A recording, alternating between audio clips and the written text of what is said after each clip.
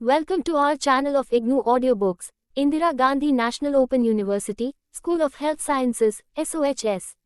Certificate in Community Health, BPCCHN. BNSO 42 Primary Healthcare in Common Conditions. Block 1 Management of Common Conditions and Emergencies including First Aid. Unit 2 Common Conditions 2 Respiratory System, 2.0 Introduction. In previous unit you have already learnt about assessment, identification and referral of patients with conditions related to gastrointestinal system. In this unit, we shall focus on assessment, identification and referral of patients with acute respiratory infections and conditions. The early assessment of various acute respiratory illnesses is very important for taking a prompt action and correctly deciding an appropriate management at your level before referral. In this unit, you will learn conditions related to respiratory system, i.e. acute upper respiratory system infections and acute lower respiratory system infections. 2.1 Objectives. After completing this unit, you should be able to assess and identify signs and symptoms of patients with acute upper respiratory system infections. Assess and identify signs and symptoms of patients with acute lower respiratory system infections. Explain the steps of primary care for patients with acute upper and lower respiratory system infections, and identify and assess the patients with hemoptysis and acute chest pain in patients above 35 years of age for early referral and follow-up.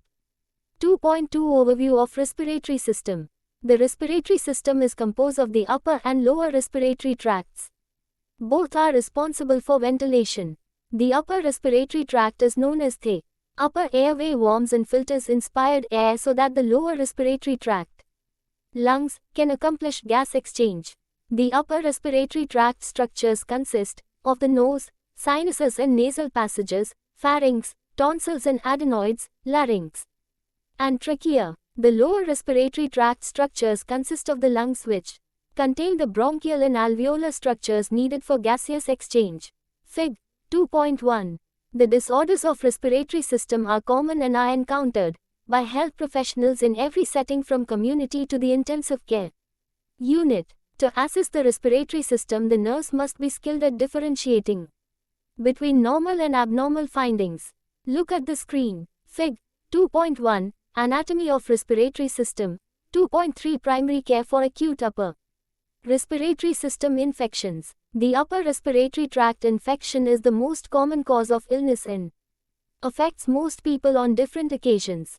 Acute respiratory infections are those in which symptoms last for several days. Their effects are limited to mild and temporary discomfort to the patient, which can be treated at the basic level by a competent and skillful healthcare giver. But occasionally these problems can become complicated and need referral. The upper respiratory tract infections, URIs, are viral or bacterial infections which can occur in any of the components of upper respiratory tract, like trachea, larynx, pharynx, sinuses etc.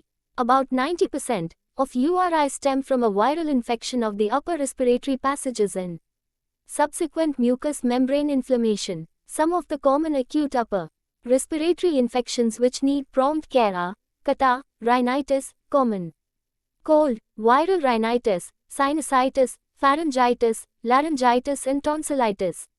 Assessment. Let us now learn the assessment for a patient with upper respiratory infections as given below. For assessing the patient with upper respiratory infections such as catarrh, common cold, sinusitis, pharyngitis, laryngitis and tonsillitis, it is important for the community health nurse practitioner to check for the following possible signs and symptoms given in Box 2.1 below.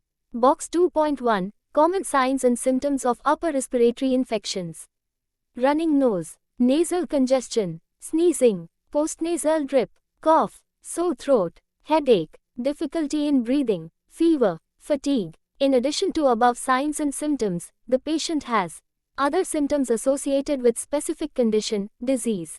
Primary care. As the upper respiratory tract infections are mostly contagious, they spread from one person to another by coming in contact with respiratory droplets from sneezing, coughing etc. Thus exposure to objects like doors, sink faucets, table, Surfaces with viruses can lead very frequently to acute infections like rhinitis and common cold. Besides, infections like sinusitis, pharyngitis, laryngitis and tonsillitis can be caused by bacterial infections as well. Most of the upper respiratory infections occur during winter season. Individuals with low immunity are more prone to these problems. Therefore, community health nurse practitioner plays a significant role in educating these patients to practice following primary remedial measures before referring to the general practitioner. Primary remedial measures for acute upper respiratory tract infection.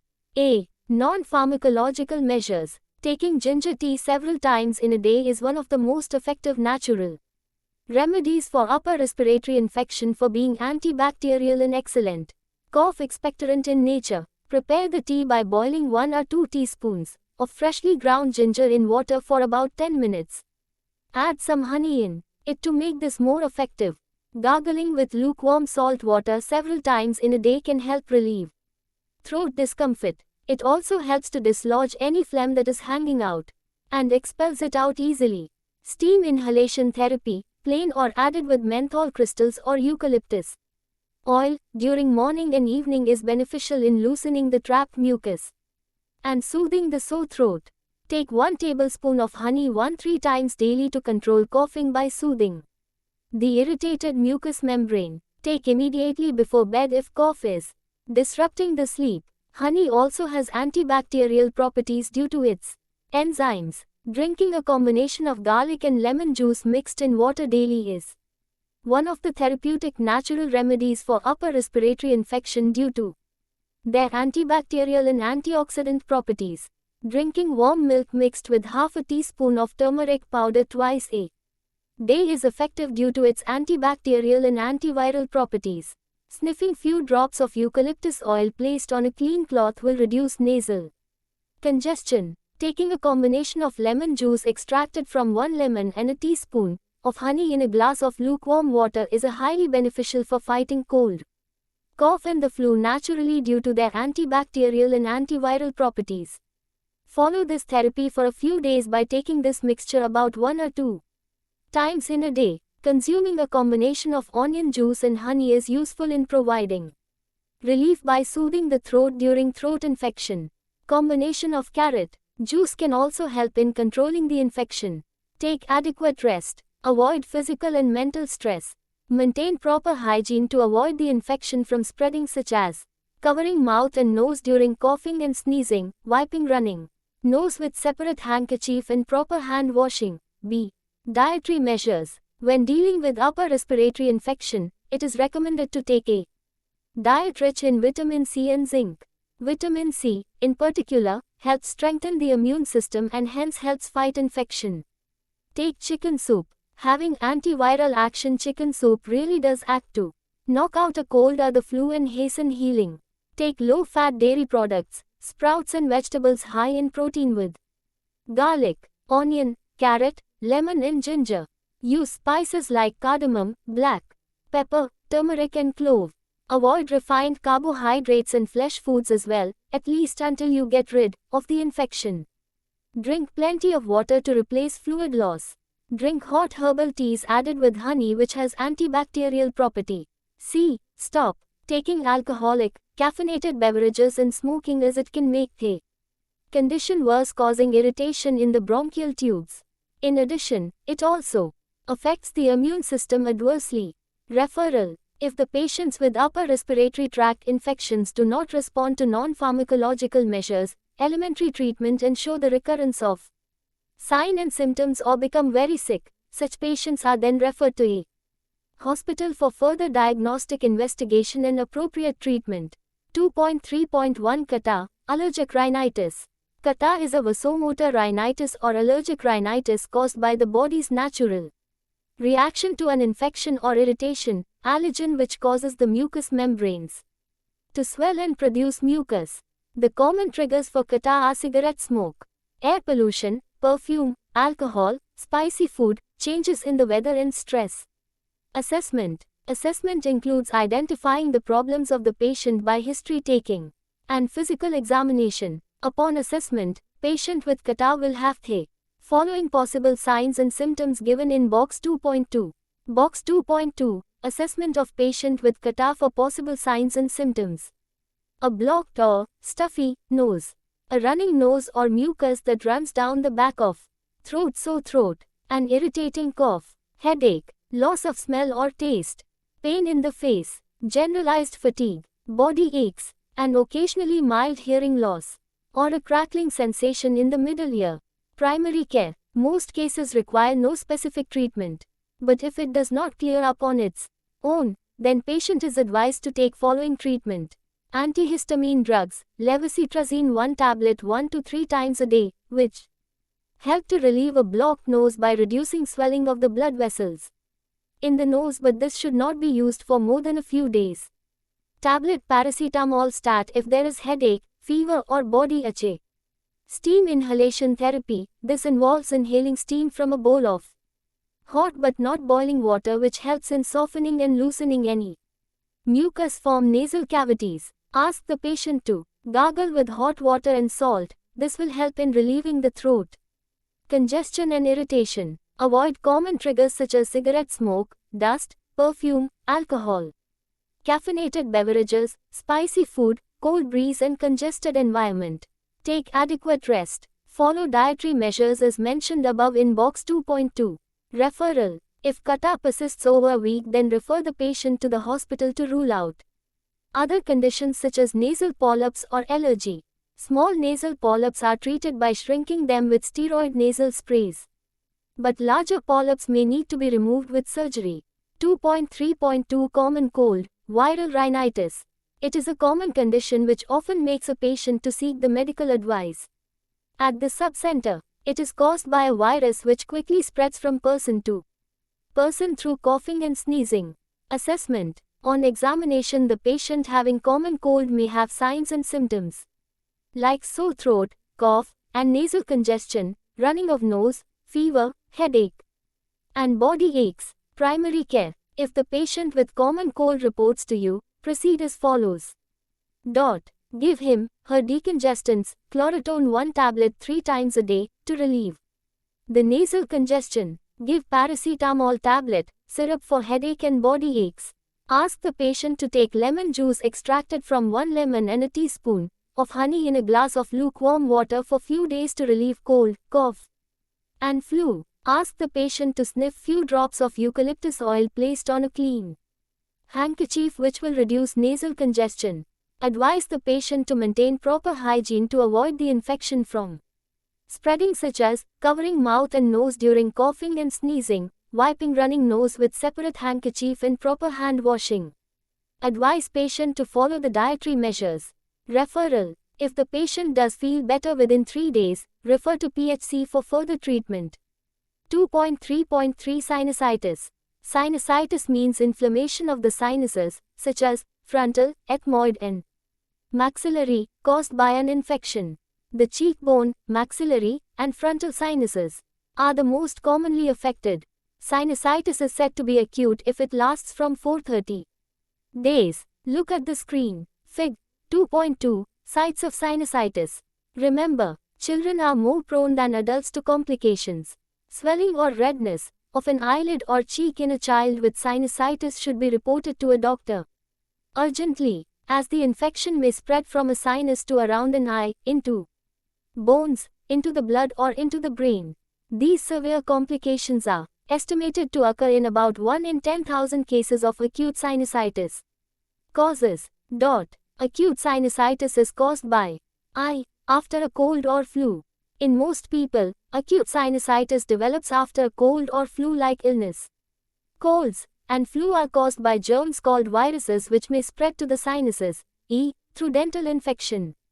In some cases, infection spreads to a cheekbone, maxillary, sinus from an infected tooth, nasal allergy, allergic rhinitis.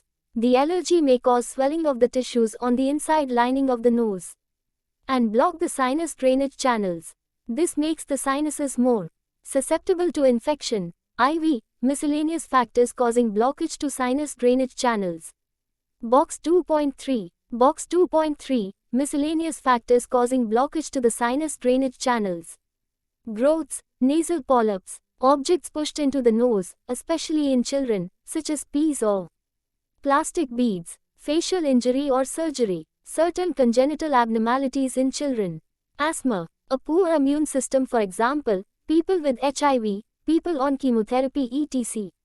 Inflammatory disorders such as sarcoidosis, pregnancy, which makes you more prone to nasal inflammation, rhinitis, previous injuries to the nose or cheeks, medical procedures such as ventilation or the insertion of a tube through the nose into the stomach, nasogastric tube, smoking, assessment. Acute sinusitis is usually assessed by inquiring and observing the patient for the following signs and symptoms with typical characteristics: low-grade fever with malaise, tenderness and pain over the affected sinuses.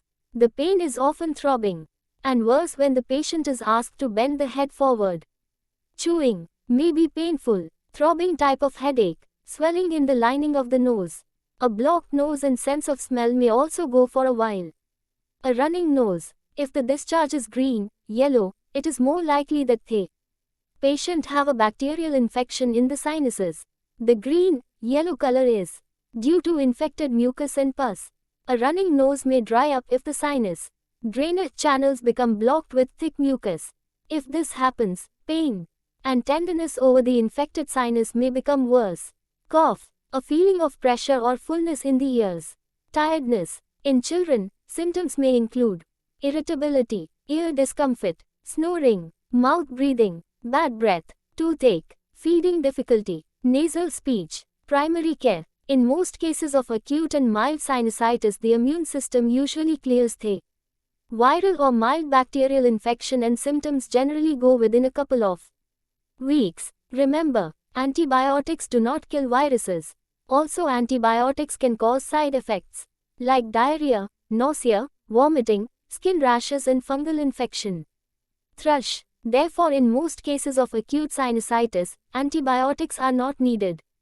As a community health nurse practitioner, you can treat the patient as follows, which may help to relieve symptoms while waiting for the immune system to clear the infection include: 1. Give painkillers such as tablet paracetamol or ibuprofen to reduce pain and fever. 2. Give stronger painkillers such as codeine for severe pain for a short time.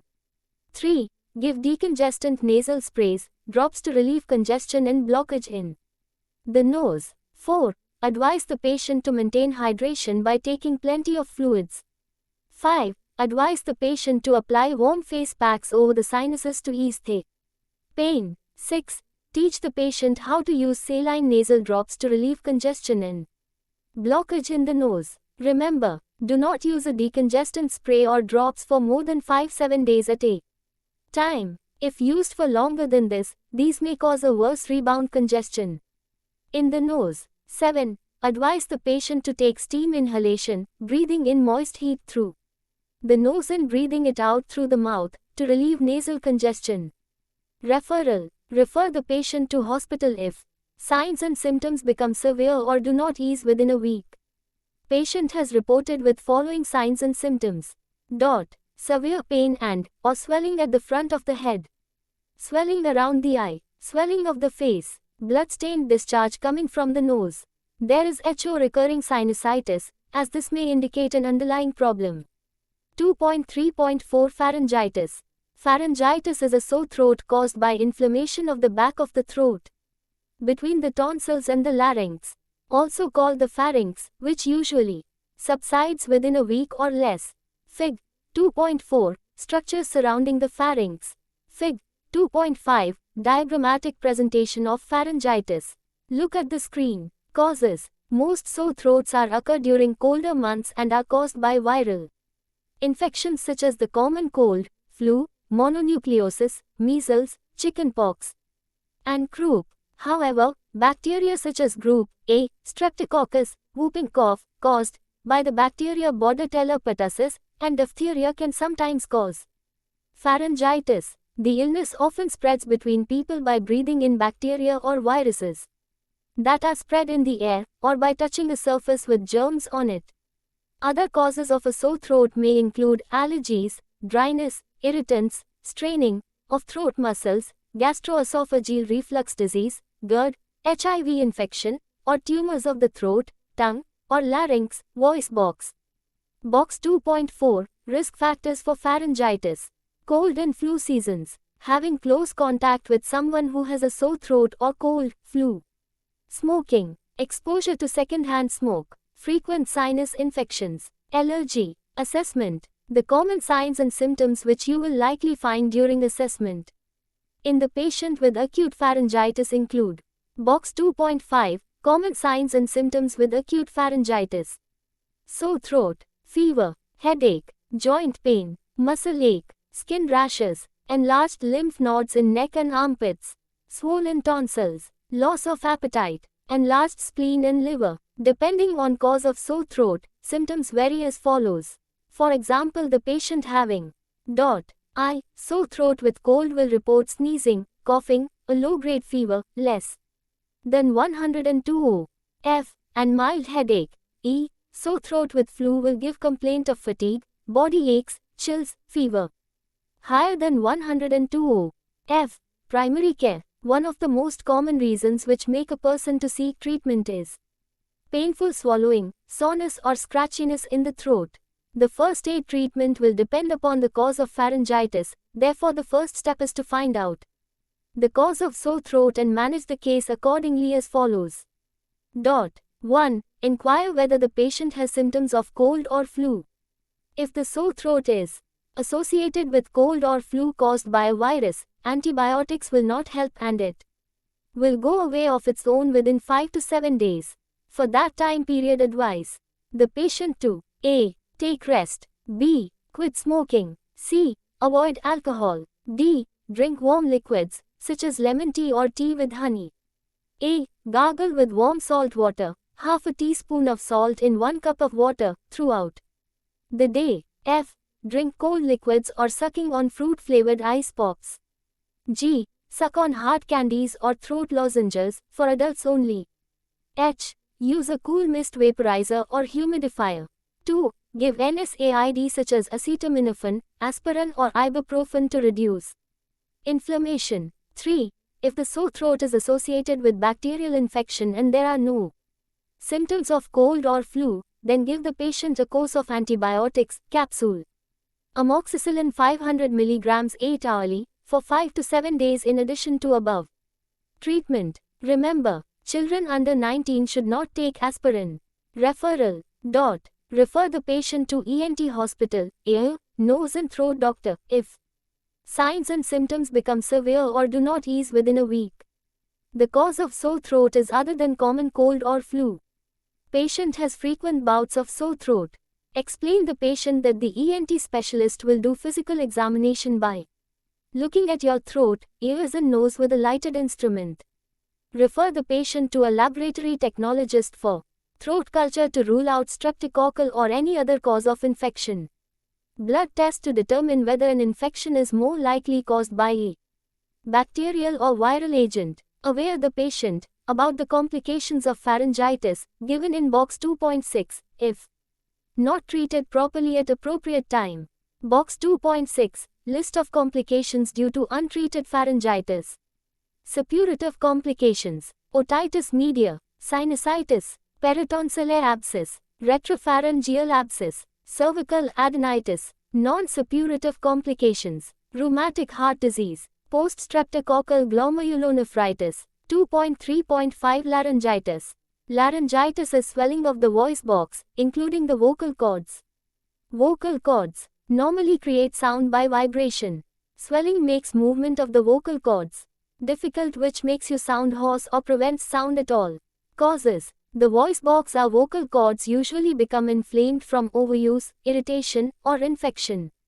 A variety of conditions can cause the inflammation that result in laryngitis. These include viral infections, environmental factors and, in rare cases, bacterial infections. Acute laryngitis is a temporary condition caused by an underlying infection, overuse of vocal cords, exposure to harmful chemicals, allergens, smoke. Acid reflux. Assessment. The physical assessment of the patient with laryngitis include: A. Inspecting the patient for following signs and symptoms: weakened voice or loss of voice or hoarseness of voice, dry throat, throat irritation, dry cough. B. Asking the patient if there is any HO. Overusing of voice, an underlying infection, exposure to harmful chemicals, allergens, smoke, acid reflux. C. Visual examination through special mirror by the doctor to view the vocal cords and voice box for signs of inflammations. D. Examination by laryngoscope, if available, an instrument having a thin, flexible tube with a microscopic camera is passed by doctor through the mouth or nose to magnify the voice box for easy viewing to look for the following signs of laryngitis: redness, lesions on the voice box, widespread swelling. Primary care. Treating the underlying condition will cause the laryngitis to go away. If the cause of infection is viral, the symptoms will disappear without treatment, and the patient will feel well within a week or two due to good immune system. If it is a bacterial laryngitis, although this form of laryngitis is rare, then give antibiotics such as capsule amoxicillin 500 mg 8 hourly to the patient for 5 to 7 days. Give NSAID such as acetaminophen, Tylenol, aspirin or ibuprofen, Advil, Motrin, to reduce inflammation. Advise the patient to follow the instructions given below in the Box 2.7. Box 2.7, Instructions for the patient with acute laryngitis to keep vocal cords healthy. Keep vocal cords moist and free from irritants. Use a humidifier or inhale steam to alleviate dryness. Give rest to the voice. Correct the way you use your voice and any abnormal speech patterns that place stress on your vocal cords and voice box. Get vocal therapy to correct the abnormal speech. Avoid screaming or talking loudly for long periods of time. Refrain from whispering, which can strain the voice. Drink plenty of fluids. Gargle with salt water. Avoid smoking and being around people who smoke. Avoid alcohol and caffeine intake. Wash the hands regularly to avoid catching colds and upper respiratory infections. Try to avoid toxic chemicals in the workplace if possible. Try to avoid clearing the throat. This increases both mucus production and irritation. Avoid decongestants which can dry the throat. Keep sucking on lozenges to keep the throat lubricated. Avoid seasonal allergies. Manage acid reflux with medications and healthy food habits. Avoid taking antibiotics for cold, flu or other viral respiratory infections, as these will usually go away of their own. It may take up to 2 weeks for your voice to completely return. Take prescribed antibiotics if the laryngitis is associated with a bacterial infection. Referral. Refer the patient to specialty hospital if hoarseness of voice, throat irritation and dry cough do not subside within a week. Patient has HO recurring laryngitis, therefore to find out and treat underlying problems such as sinusitis. Remember, chronic laryngitis may require more extensive treatment and this is determined by the cause of the inflammation. Surgery may be required in cases where the vocal cords have been damaged as a result of polyp or nodule growth. In rare cases, vocal cord inflammation can cause respiratory distress. This situation requires immediate medical attention. 2.3.6 Tonsillitis. Tonsillitis is inflammation of the tonsils caused by viral or bacterial infection. The majority of cases of tonsillitis are caused by cold virus, with only 15 to 30% of cases being caused by bacteria such as Streptococcus pyogenes. Tonsillitis occurs mainly in children but rarely in children less than 2 years of age. Remember, tonsillitis caused by Streptococcus pyogenes is highly contagious and tonsillitis caused by the Epstein-Barr virus is contagious the first time a person has it. In both cases, steps to prevent its spread should be taken. Refer Box 28. Assessment. Upon assessment, the early complaints which a tonsillitis patient may report are moderate to severe sore throat lasting longer than 2 days, cold symptoms such as running nose, fever, chills, throat congestion. The other signs and symptoms of tonsillitis are swollen and tender glands, lymph nodes on the sides of the neck, difficult or painful swallowing, bad breath, tiredness and headache, stomach upset or pain, mouth breathing, noisy breathing and or snoring due to enlarged tonsils blocking the airways. The assessment of viral tonsillitis will include following features: teenager or younger child, accompanied by symptoms of severe lethargy and tiredness, swollen glands in the neck, armpits and/or groin, and an enlarged spleen. Throat examination will reveal enlarged and reddened tonsils with spots of white, yellow pus. Remember, patients with viral tonsillitis usually recover with symptomatic treatment. Without antibiotics, symptoms of tonsillitis usually resolve after 3 to 4 days but may last up to 2 weeks. Primary care. After doing thorough assessment, the patient is advised to take rest till recovery of symptoms. Take paracetamol and ibuprofen for pain relief and reduction of fever. Take the full course of antibiotics as prescribed to prevent the infection. Returning in to reduce the likelihood of developing rheumatic fever or kidney disease. Take corticosteroids such as dexamethasone or prednisolone as prescribed by physician to reduce inflammation and swelling, particularly when it is making swallowing and breathing difficult. Gargle with salt water, 1/2 teaspoon of salt to a cup of warm water, to soothe in the throat. Suck on throat lozenges containing ingredients that are cooling and antiseptic. Drink plenty of fluids. Have regular soft and non-spicy meals. Follow hygienic measures given in Box 2.8. Box 2.8, Precautions for preventing the spread of tonsillitis. Avoid close contact with people who have tonsillitis to prevent passing on the infection. Children and other family members should be kept away from people with tonsillitis as much as possible. Hygienic measures should be used to prevent spread of infection such as regular and thorough washing and drying of hands, using a tissue to cover coughs and sneezes, no sharing of foods, liquids or eating utensils or drinking vessels, frequent cleaning of surfaces particularly in the kitchen and bathroom. Referral. Refer the patient to ENT hospital.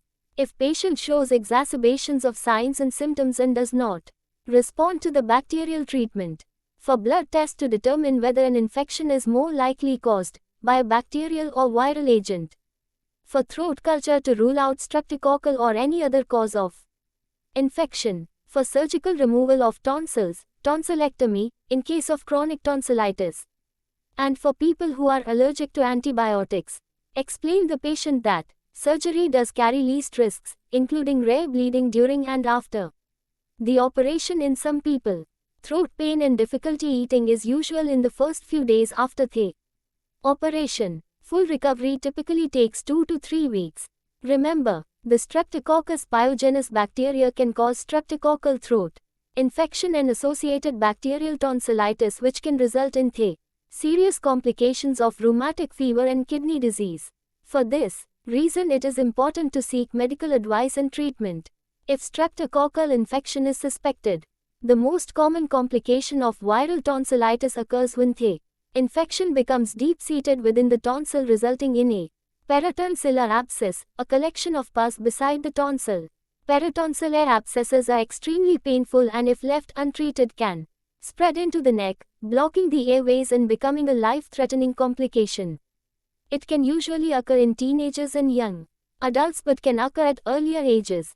Peritonsillar abscesses can be drained using a needle and syringe or by making an incision with a scalpel. Tonsillectomy is an option in those with a history of peritonsillar abscess. 2.4 Primary care for acute lower respiratory tract infections, LRTIs. In 2013, there were about 150 million LRTIs. These resulted in 2.7 million deaths, down in 2013 from 3.4 million deaths in 1990, which estimated about 4.8% of all deaths in 2013. The acute lower respiratory system infections include conditions like bronchitis and pneumonia, which can be either bacterial or viral. Asthma is not a lower respiratory tract infection, so it should not be mentioned in this chapter. 2.4.1 Bronchitis. Acute bronchitis is a sudden inflammation of the lining of bronchial tubes which carry air to and from lungs. Acute bronchitis is a shorter illness, usually lasts a few days or weeks. In this, the irritated membrane swells and grows thicker, which narrows or shuts off the tiny airways in the lungs, resulting in coughing spells that may be accompanied by phlegm and breathlessness. Fig. 2.11. Look at the screen. Fig. 2.11. Normal bronchi, inflammation of bronchioles. Causes. Acute bronchitis can be either acute bacterial or viral infection in healthy patients with no history of recurrent disease. It affects on an average 40 adults per 1,000 each year and follows a cold or viral infection such as the flu. Some of the factors that can increase the risk for acute bronchitis are given in Box 2.9. Box 2.9 Risk factors of acute bronchitis. Contact with the person having bronchitis. Exposure to smoke or chemicals, dust or air pollution, a weakened immune system or taking drugs that weaken the immune system. Approximately 90% of acute bronchitis infections are caused by viruses. Assessment. For assessing the patient with acute bronchitis, it is important to check signs and symptoms given in Box 2.10 and inquire about their onset, duration and associated factors. Box 2.10 Signs and symptoms of patient with acute bronchitis. Upon physical assessment, the bronchitis patient will usually have following: SS. Hacking cough with phlegm, chest discomfort or soreness, occasional shortness of breath, fever, usually less than 101 degrees Fahrenheit, fatigue, mild headache, body aches, watery eyes, sore throat. Note: most symptoms of acute bronchitis last for up to 2 weeks. But cough can last up to 8 weeks in some people. Primary care. Acute bronchitis is most often caused by viral infection and almost gets better on its own, so antibiotics are not needed. Antibiotic treatment in these cases may even cause harm in both children and adults. Acute bronchitis lasts from a few days to 10 days. However, coughing may last for several weeks after the infection is gone. Bronchitis shares many symptoms with the common cold, such as coughing, mucus production and blocked or runny nose. Symptoms can be managed by giving acetaminophen and ibuprofen for fever, headache and body aches, giving anti-inflammatory drugs and cough expectorants to mitigate chest discomfort, sore throat and cough and sputum, giving 500 mg of amoxicillin orally every 8 hours for 5 days or 100 mg doxycycline orally for 5 days for relief of dyspnea and purulent sputum. In addition to above, patient is advised to take rest, drink fluids, gargle with salt water to soothe the throat. Practice the steps for prevention of acute bronchitis, given in Box 2.11. Prevention. There are several steps, Box 2.11, which you can teach to the people to follow for preventing themselves from acute bronchitis. Box 2.11 Steps for prevention of acute bronchitis. Avoid smoking and exposure to second-hand smoke. Practice good hand hygiene. Avoid exposure to dust, chemicals or air pollution. Minimize contact with the person having bronchitis, as 50% of bronchitis cases are infected with Haemophilus influenza, Streptococcus pneumoniae or Moraxella catarrhalis. Therefore, keep you and your child up to date with recommended immunizations. Referral. Refer the patient immediately to hospital if she has any of the following: temperature higher than 100.4 degrees Fahrenheit, cough with thick or bloody mucus, shortness of breath or trouble breathing. If the symptoms last more than 3 weeks, if viral bronchitis does not subside of its own and needs to be treated by antiviral medications depending on the type of virus causing the infection. Repeated episodes of bronchitis, chronic heart or lung problems, experience any new symptoms of acute bronchitis. A child younger than 3 months of age and has a fever. Remember, cough is the most common symptom of acute bronchitis, which typically persists for approximately 3 weeks. Whenever you see a patient with cough, look for the following: sputum, note whether it is clear or contains pus or blood.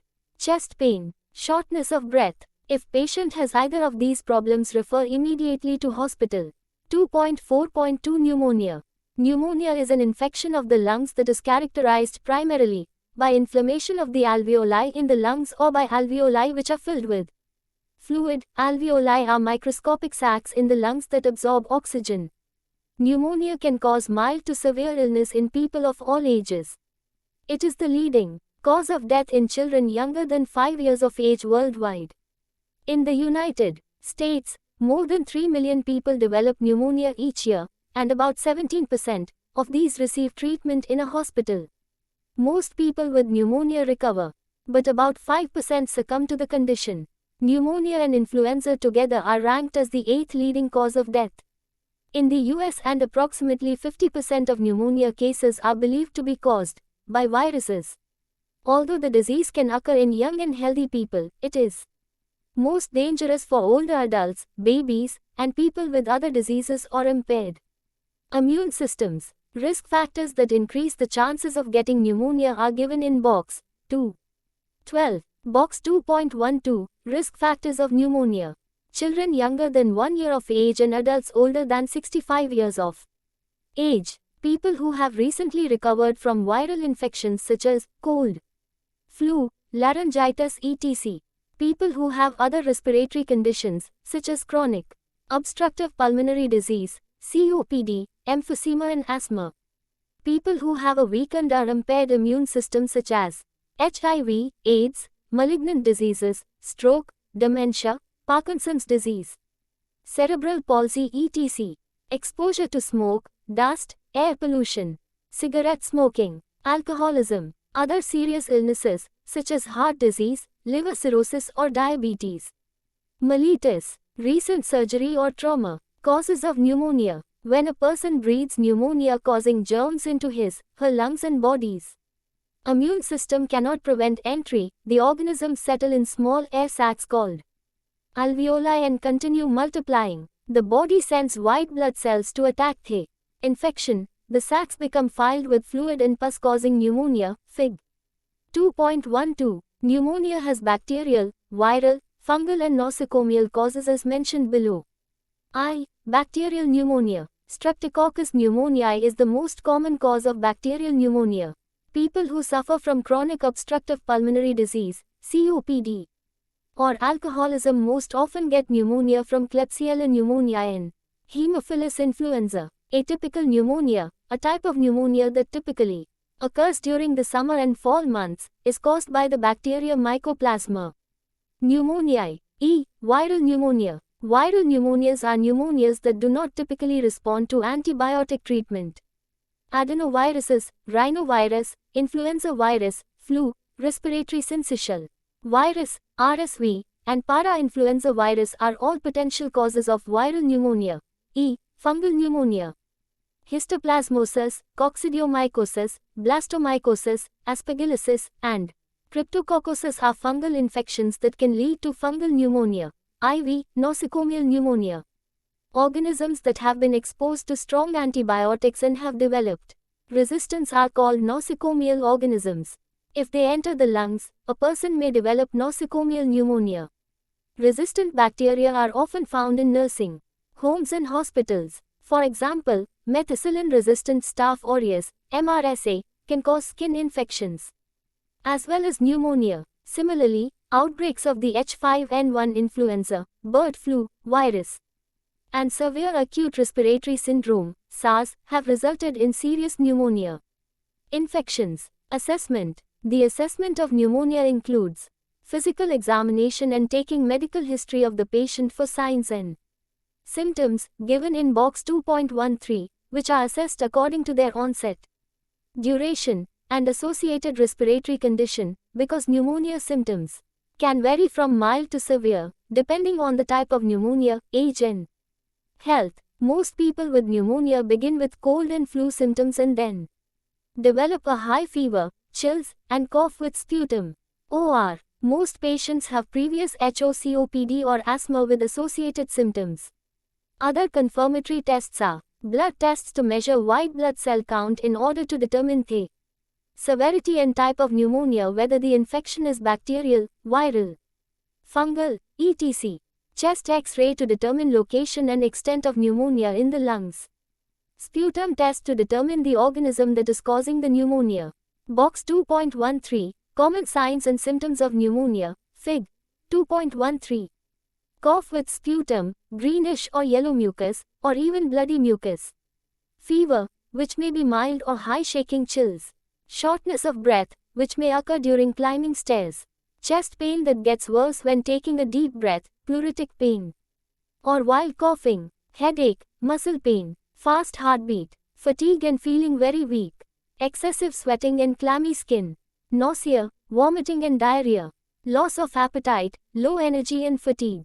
Confusion or delirium, especially in older people. Dusky or purplish skin color, cyanosis, due to poorly oxygenated blood. Symptoms can also vary, depending on type of pneumonia. Primary care. Treatment depends on the type of pneumonia and the severity of symptoms such as bacterial pneumonias are usually treated with antibiotics. Viral pneumonias almost get better on their own, so antibiotics are not needed. Antibiotic treatment in these cases may even cause harm in both children and adults. The patient having viral pneumonia are rather treated with symptomatic management, rest and plenty of fluids. Antivirals are available for certain viral infections. Fungal pneumonias are usually treated with antifungal medications. At sub-center, PHC pneumonia patient is treated by generally which include treatment for reducing headache and fever such as paracetamol 500 mg orally every 8 hourly for first few days. Reducing chest pain and body aches such as ibuprofen 200 mg to 400 mg orally twice a day for first few days. Suppressing cough e.g. syrup Benadryl 1 teaspoonful 3 times a day for a week. Treating infections such as amoxicillin 500 mg orally every 8 hours for 5 days or 100 mg doxycycline orally twice a day for 5 days.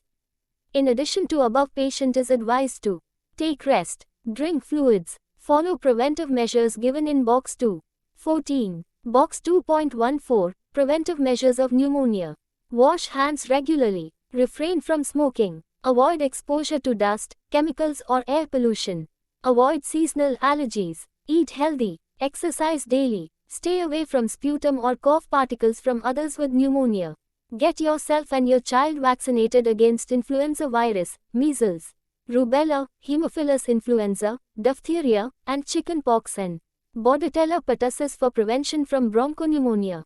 Note: there are 2 vaccines that are available to prevent pneumococcal disease, the bacterial infection that is the most common cause of pneumonia, such as I. Prevnar vaccine, pneumococcal conjugate vaccine, and E. Pneumovax vaccine, pneumococcal polysaccharide vaccine. Prevnar vaccine is generally administered as part of the normal infant immunization procedure and is recommended for children less than 2 years of age or between 2 and 4 years with certain medical conditions. Pneumovax vaccine is provided for adults who are at increased risk of developing pneumococcal pneumonia, such as the elderly, diabetics, those with chronic heart, lung, or kidney disease, alcoholics, smokers, and those without a spleen. The pneumonia vaccine may not completely prevent older adults from getting pneumonia, but it can reduce the severity of a future pneumonia. Referral. Referral for hospitalization of pneumonia patient may be required if symptoms are especially bad or a patient has a weakened immune system or other serious illness. She has recurrent attacks of pneumonia in order to prevent possible complications of emphysema or lung abscess. At the hospital, patient may need bronchoscopy, an invasive diagnostic procedure, which is done under anesthesia, in which a thin, flexible, and lighted tube is inserted through the nose or mouth to directly examine the infected parts of the lung. After being diagnosed, the patient is treated with intravenous antibiotics, antiviral therapy, antifungal drugs depending upon the cause of pneumonia, bronchodilators such as darafiline or aminophylline, oxygen therapy, physiotherapy, barrier nursing. 2.4.3 Bronchial asthma. Bronchial asthma, literally called as asthma, is a reversible bronchospasm, in which there is inflammation and narrowing of bronchial lumen due to its hyperactive response to a certain stimuli, which leads to wheezing and coughing, and difficulty in breathing. Changes taking place in airway passage during bronchial asthma are shown in Fig. 2.14. Bronchial asthma affects air passages in 3 ways. 1. When a person has asthma, the air passages are inflamed, which means that the airways are red and swollen. During the asthmatic attack, the lining of the passages swell, causing the airways narrowing and thus reducing the flow of air in and out of the lungs. 2. Airway hyperresponsiveness to a wide range of stimuli. Inflammation of the air passages makes them extra sensitive to a number of different things that can trigger or bring on asthma symptoms. 3. Muscles within the breathing passages contract, causing even further Narrowing of the airways called bronchospasm. This narrowing makes it difficult for the air to be breathed out, exhaled, from the lungs. Changes in bronchial asthma are initiated by the action of mast cells, eosinophils and T lymphocytes found in the blood.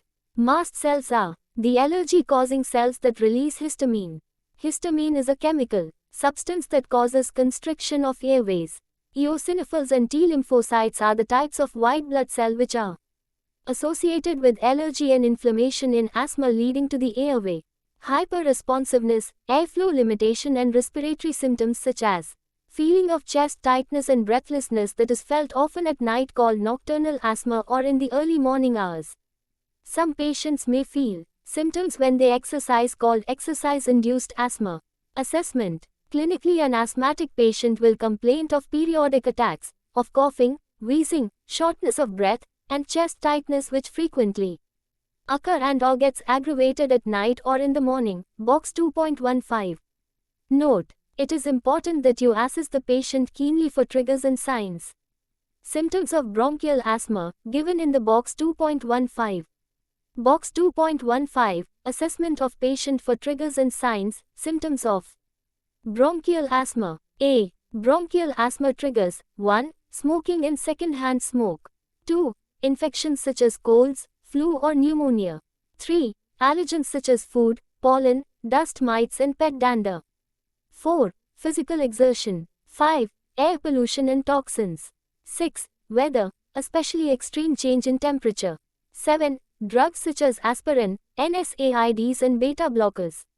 8. Food additives. 9. Emotional stress. 10. Singing, laughing or crying.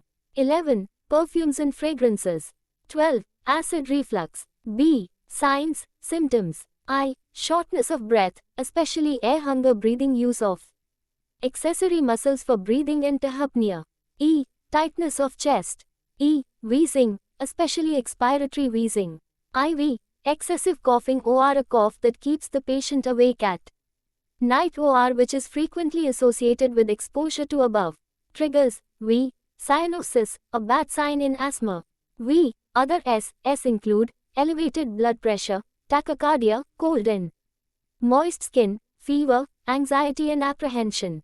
Prevention. As bronchial asthma disease is reversible, which can be controlled with proper and regular medications as well as by avoiding the triggering factors given in box 2.16. Therefore, it is very important on your part to clarify the questions given in box 2.16 and educate these patients thoroughly to enable them to manage effectively with the disease process.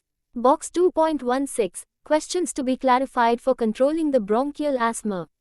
The following are the few questions which may be asked by the patient and which need to be clarified by you for preventing the patient from frequent episodes of bronchial asthma.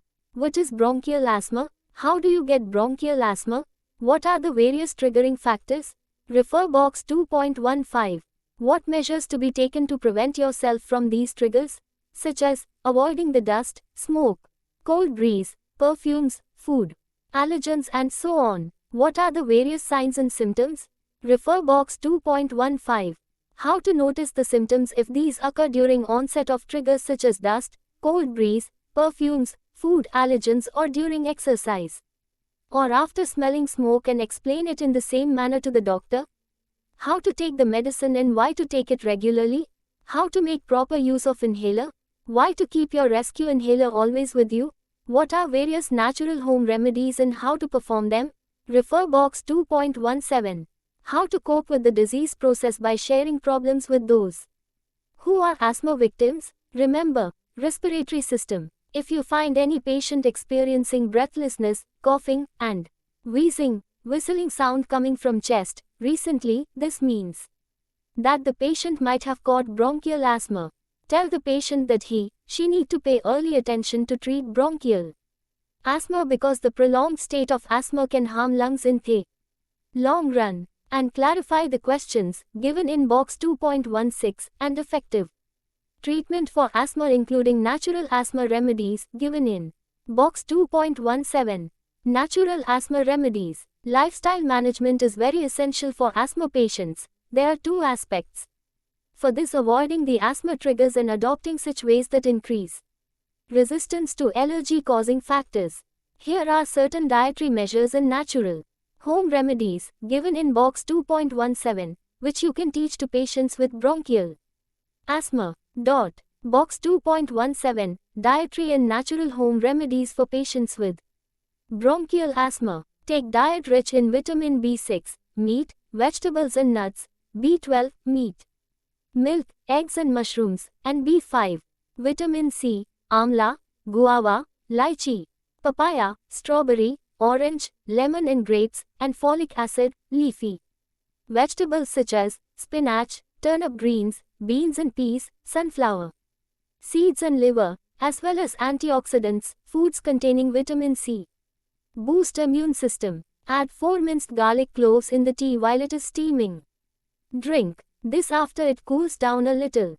It is good for controlling wheezing and coughing. When experiencing asthma attack, get someone to rub mustard oil mixed with camphor on your back. This makes breathing easier. Take 1 cup of water and add half teaspoon of ginger juice. Drink it to get relief from symptoms. Drink plenty of water to hydrate yourself. Clean home regularly to keep dust at minimal levels. Avoid pets with fur or feather. When it is cold, cover your face with mask or cloth. Do only mild exercises which will not induce asthma, such as deep breathing and meditation. However, swimming is not known to precipitate asthma. Also, if a particular activity triggers an asthma attack, it is advisable to take medication before initiating activity. Control heartburn and gastroesophageal reflux disease, GERD, by avoiding spicy foods and smoking to keep bronchial asthma under control. Avoid stress, as stress can precipitate the asthmatic attack. Avoid all the triggers for preventing yourself from the asthmatic attack. Refer Box 2.15. Primary care. Whenever any patient with problems of coughing, wheezing, shortness of breath, or chest tightness reports to your health center, your immediate duty is A. To stabilize the patient by proceeding with following steps. Make the patient comfortable by giving semi-Fowler's position to facilitate the full lung expansion and air exchange. Loosen the clothes to prevent chest tightness. Start a slow IV infusion for giving emergency drugs and preventing dehydration. Start humidified oxygen therapy at the rate of 3 to 5 liters per minute, if available. Obtain quick history of recent medication used, particularly bronchodilator, steroid or inhaler. Administer INJ, aminophylline 250 to 500 mg slowly through IV or through IV drip in 50 to 100 ml of dextrose 5% under supervision of physician on duty. The patient may also need INJ, hydrocortisone, depending upon the condition of the patient. Check the vital signs, temperature, respiration, pulse rate, heart rate and blood pressure, as well as breath sounds constantly to see if the patient's vital signs are stabilized and her breathing has improved. B. Obtain a comprehensive baseline data about the illness, including onset of signs and symptoms, duration, precipitating factors and treatment, if taken, of bronchial asthma, previous HO bronchial asthma or any other illness, family HO bronchial asthma or any other illness. Assess the patient for signs and symptoms. As given Box 2.15. Inquire whether patient has any related HO causes, triggers, as given in Box 2.15. Find out whether patient has left the treatment of asthma in between. Ask whether patient has been taking any long-term drug therapy other than the asthmatic drugs. Referral. Arrange for the referral of the patient to the specialty hospital for diagnostic investigations and appropriate treatment in case if patient fulfills the criteria given in the Box 2.18. Box 2.18. Criteria for referral of patient with bronchial asthma to a specialty hospital. I. Mild to moderate exacerbation with poor treatment response or even worsening of the condition despite above prescribed medications for at least 24 hours. E. Critical cases of moderate exacerbations, particularly the patients with high risk of asthma-related death. E. Severe or extremely severe episode of asthma exacerbation, IV, for oxygen therapy and endotracheal intubation or if patient needs to be put on ventilator. 2.5 Screening, referral and follow-up of patients. We will discuss the conditions of patients with hemoptysis and acute chest pain. In patients above 35 years of age. 2.5.1 Hemoptysis. Hemoptysis, coughing up of blood, can be a sign of a serious medical condition. Infections, cancer, problems in pulmonary blood vessels or in the lungs themselves can be the various causes. Coughing up blood generally requires medical evaluation unless the hemoptysis is due to bronchitis. Hemoptysis can also occur from bleeding outside the lungs and airways. Severe nosebleeds or vomiting of blood from the stomach can result in blood draining into the windpipe, trachea. The blood is then coughed up, appearing as hemoptysis. In many people with hemoptysis, no cause is ever identified. Most people with unexplained hemoptysis are coughing up blood for not more than 6 months. Causes of hemoptysis. The common conditions which give rise to coughing up of blood are given below. In the box 2.19. Box 2.19, Causes of hemoptysis. Bronchitis, acute or chronic, the most common cause of coughing up blood. Hemoptysis due to bronchitis is rarely life-threatening. Pulmonary tuberculosis, bronchiectasis, lung cancer or non-malignant lung tumors. Use of blood thinners, anticoagulation. Pneumonia, pulmonary embolism, congestive heart failure, especially due to mitral stenosis. Trauma such as motor vehicle accident. Assessment of the patient with hemoptysis. Whenever you will find any patient having the complaint of coughing up of blood as community health nurse practitioner, your first and the foremost responsibility is to thoroughly assess the patient by taking a comprehensive health history and doing a systematic physical examination including inspection, palpation, percussion and auscultation. The thorough respiratory assessment must be done to focus on determining the cause and amount of bleeding and any risk to breathing. You should proceed with the assessment of the patient as follows. I. Ask the patient for how long she have been coughing up of blood and how it started. E. Ask the patient whether hemoptysis is associated with any of signs and symptoms given in the box 2.20. E. Assess the patient for these signs and symptoms. IV. Inquire whether patient has any related history of causes given in the box 2.20. V. Ask whether patient has been taking any long-term drug therapy such as anticoagulants. V. Find out whether patient has received a left-in between antitubercle drug therapy. Box 2.20, Signs and symptoms of hemoptysis. Blood in mucus that lasts longer than a week, is severe or getting worse, or comes and goes over time. Chest pain, weight loss, soaking sweats at night, fever higher than 101 degree F, shortness of breath with usual activity level. When to refer the patient with hemoptysis? At health center you need to keep a constant watch on patients with bronchitis for having a small amount of blood in the mucus for less than a week and wait for their condition to improve. Because the most common reason for coughing up blood is acute bronchitis, which typically gets better on its own without treatment. Remember, if the coughing up blood does not subside after a week or 10 days and is accompanied by the above signs and symptoms given in box 2.20, it can be treated as a sign of a serious medical condition and the patient is referred to district hospital where cause is identified and treated to eliminate the threat of serious bleeding. Referral of patient with hemoptysis for A. Screening, diagnostic tests. Once the patient has been found at high risk, then without any delay patient must be shifted to a district hospital for screening to undergo following diagnostic tests to rule out the cause and treat it immediately. Chest X-ray to rule out the possible cause such as a mass in the chest, areas of fluid or congestion in the lungs. Sputum test for examining acid-fast bacilli. Tuberculin skin test for detecting Mycobacterium tuberculosis. Computed tomography, CT scan. By producing detailed images of structures in the chest, a CT scan can reveal some causes for coughing up blood.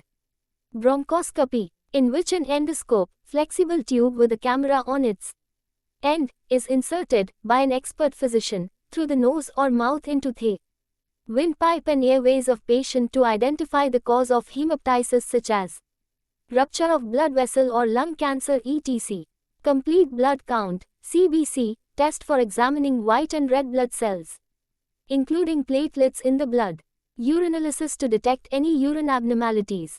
Blood chemistry profile test electrolytes and kidney function, which may be abnormal in some causes of hemoptysis. Coagulation tests. Alterations in blood's ability to clot can contribute to bleeding and coughing up blood.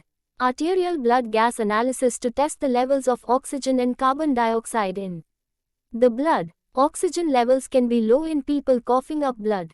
Pulse oximetry. A probe, usually on a finger, tests the level of oxygen in the blood, which can be low in these cases.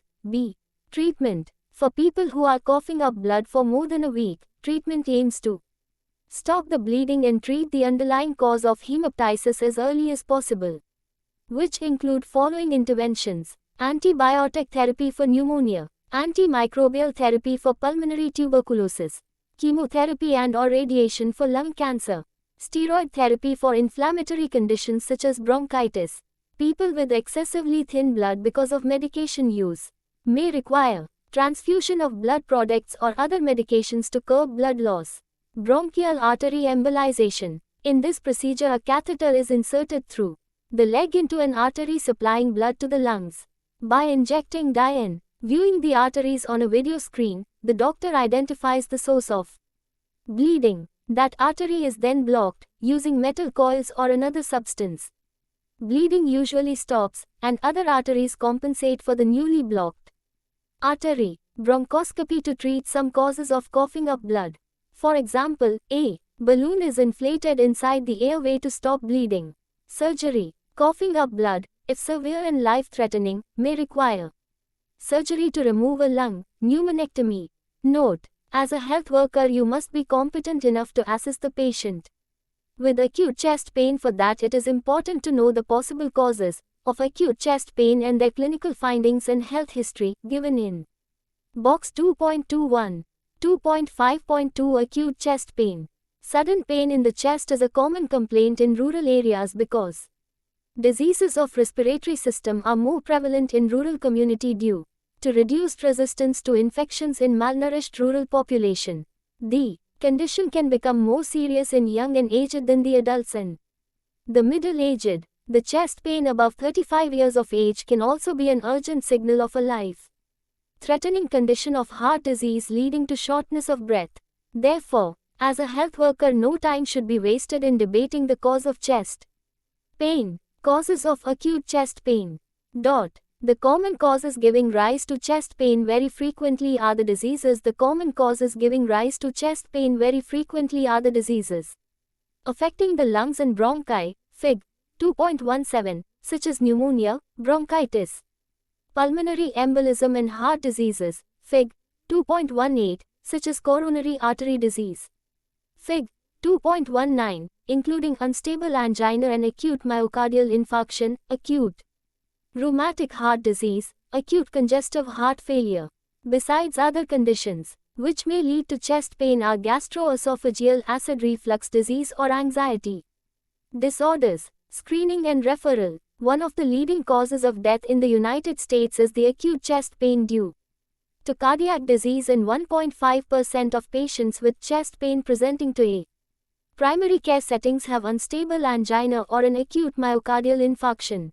The initial goal in patients presenting with chest pain is to determine if the patient needs to be referred for further investigations to rule out risk for coronary artery disease. Pulmonary embolism. Note: assess the patient's characteristics and risk factors quickly to determine whether the patient is at risk for coronary artery disease, pulmonary embolism, pericarditis, rheumatic heart disease, heart failure.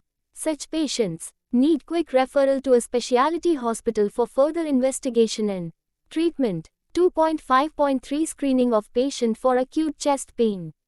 Once the patient with acute chest pain is brought to the health center, the immediate responsibility of public health practitioner and physician on duty is to stabilize the patient, take a thorough health history from patient and her relatives, and do the complete physical assessment of patient's heart and chest to find out the cause of chest pain and any risk to coronary artery disease for immediate referral to a specialty hospital. The assessment of chest pain is made on following characteristics. Also refer box 2.21. 1. Clinical characteristics associated with an increased likelihood of acute myocardial infarction include male sex, age older than 60 years, diaphoresis, pain that radiates to the shoulder, neck, arm or jaw and a previous history of angina or acute myocardial infarction. 2. A 12-lead electrocardiography is performed on the patient to find out any ST segment changes, left bundle branch block, presence of Q waves and T wave inversions which can increase the likelihood of acute coronary syndrome or acute myocardial infarction. 3. Patients with localized musculoskeletal pain that is reproducible by palpation, or pain reproducible by palpation in the parasternal, costochondral joints, likely have chest wall pain. 4. Gastroesophageal acid reflux disease should be considered in patients with burning retrosternal pain, acid regurgitation, and a sour or bitter taste in the mouth. 5. Panic disorder and anxiety state often cause chest pain and shortness of breath. 6. Pericarditis, rheumatic heart disease, heart failure should be considered in patients with pleuritic chest pain that increases with inspiration or when reclining, pericardial friction rub and electrocardiographic changes, diffuse Saint segment elevation and PR interval depression without T wave inversion. 7. Pneumonia can be recognized by dullness of chest to percussion, fever, chest pain, and cough with sputum. 8. Pulmonary embolism should be assessed in patients with symptoms of chest pain, tachycardia and dyspnea associated with clinical signs of DVT such as asymmetric leg swelling, palpable calf pain or previous diagnosis of DVT with PA or bed rest immobilization or surgery within the past 4 weeks. Box 2.21, Assessment of chest pain. Look at the screen. Treatment and referral for the patient with acute chest pain. Whenever a person with acute chest pain reports at your PHC, as health worker, you have to decide what assistance you can give depending upon the history and signs and symptoms presented by the patient. The immediate steps to be taken to stabilize the patient's condition include: 1. Make the patient to lie down in a comfortable position. 2. Start IV line for giving drugs and fluids. 3. Administer humidified oxygen at 3.5 L per minute if patient has shortness of breath. 4. Watch and record vital signs, TPR and blood pressure, every 2 hours. 5. Observe the patient continuously for the intensity of chest pain. 6. Get the patient's emergency investigations such as blood tests, coagulograph, chest X-ray, ECG done to find out the cause of chest pain. 7. Give the following prescribed drugs if the patient is found with pneumonic episode. A. Antibiotics, amoxicillin, levofloxacin, doxycycline. B. Cough expectorants, Benadryl. C. Non-steroid anti-inflammatory analgesics, ibuprofen. 8. Give INJ, morphine, and oral, sublingual nitrates. Start nitroglycerine IV infusion as prescribed by physician if the signs and symptoms and history of patient support the chest pain due to acute coronary artery disease. 9. Refer the patient to district hospital if the patient A. Does not improve with the treatment. B. Breathing is painful and difficult. C. Gives history of cough for more than 2 weeks or above. D. Upon assessment is found high risk for acute coronary syndrome, pulmonary embolism, pericarditis, rheumatic heart disease, heart failure. 2.6 Summary. In this unit you have learned the meaning, causes and signs and symptoms of some of the common acute upper respiratory tract infections such as catarrh, rhinitis, common cold, viral rhinitis, sinusitis, pharyngitis, laryngitis and tonsillitis, as well as acute lower respiratory tract infections such as bronchitis, pneumonia and bronchial asthma. You have also learned how to assess and manage the patients with these conditions at primary level and when the referral of these patients and further treatment is needed. You have also learned screening, referral and follow-up of hemoptysis and acute chest pain in patients above 35 years of age. Thank you for watching. We will see you in the next video with the next chapter.